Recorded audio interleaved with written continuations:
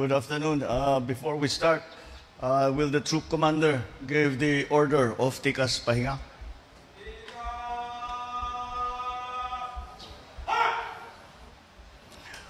Good afternoon to the commanders, the officers, the men and women of the 9th Infantry Division. Ako'y natutuwa na nakarating ako dito at dahil nga at this is for me, the 9th Infantry Division is still a new unit.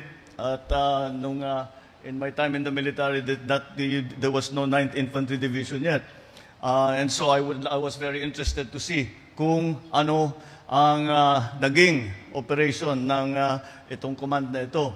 At I just received a briefing from your commander, and it looks like the situation here has stabilized, if not even diminished, in terms of the danger that it is providing to the community. So that is something that we have to thank you all for.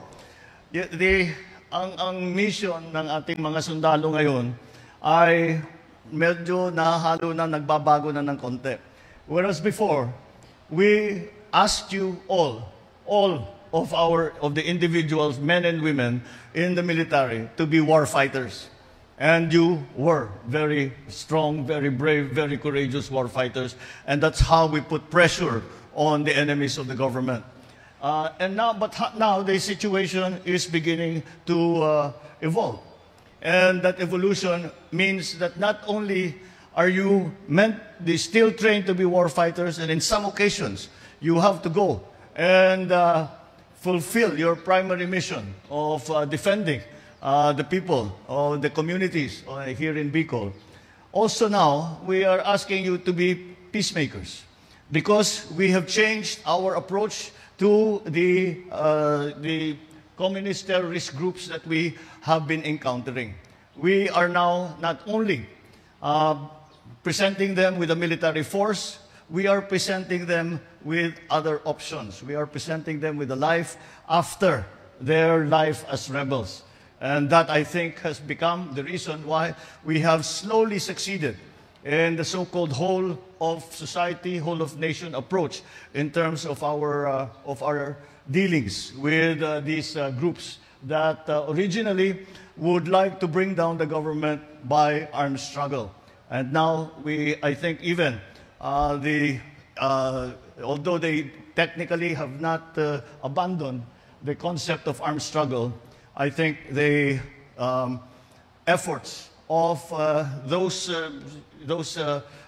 dissidents have been redirected in another way.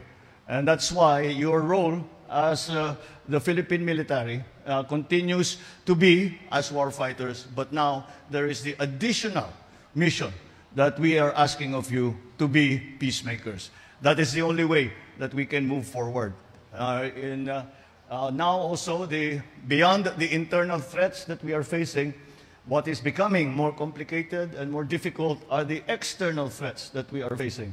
And with the geographical location of the 9th ID, you can see that it is very close to some of the disputed areas kung saan pumapasok ang mga iba't ibang barko. Kailangan din nating bantayan yan. Kaya ito na naman ay isa pang panibagong mission ninyo. Kaya we have to have a sophisticated and well-trained military. And I can say that we have been working very hard to that. I think I am accurate when I describe our military today as being as capable and as well prepared as we have ever had. It has for a long while, hindi natin dinidevelop ang capabilities ng ating mga military, nagkukulang tayo sa equipment. Ngayon, nagbago na lahat yan, and we in the civilian government are determined to make sure that when we ask you to do your duty, that then you are fully prepared, you are fully trained, and you are complete in the equipment that you need to fulfill that mission.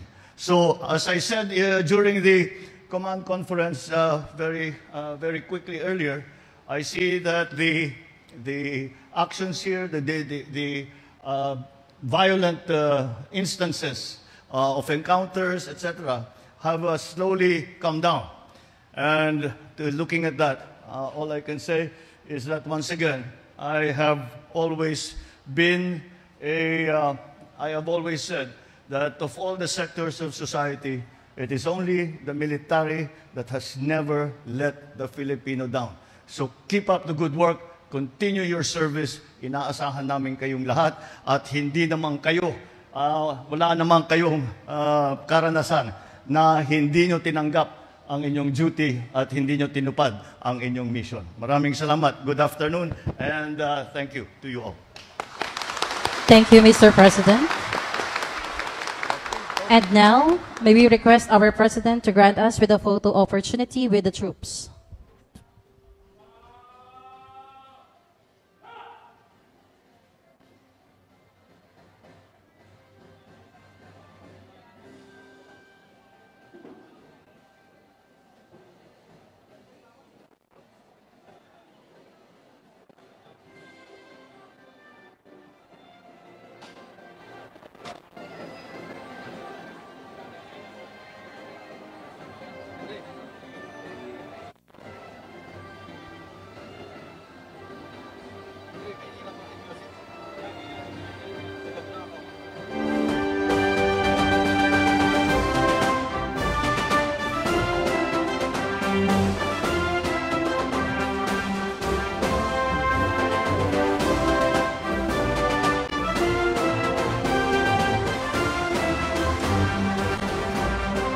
Thank you, Mr. President.